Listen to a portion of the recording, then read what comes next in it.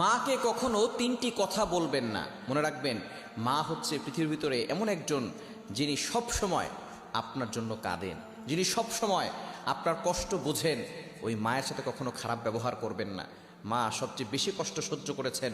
আপনি যে দুনিয়াতে এসেছেন, 10 মাস মায়ের পেটে ছিলেন, কত লাতি গুতা মেরেছেন, মা কত লাতি গুতা সহ্য করেছে, আপনাকে কখনো বোঝা মনে করে নাই। প্রসব ব্যথা যখন হয়, একটা মানুষ সর্বোচ্চ 45 ইউনিট ব্যথা সহ্য করতে পারে, কিন্তু একজন মা 57 ইউনিট ব্যথা সহ্য করে। কেন ইমাজিদের আপনি কল্পনা করতে পারছেন কতটা ব্যথা সহ্য করে, প্রসব ব্যথা সহ্য করে তারপর আপনাকে দুনিয়াতে এনেছেন।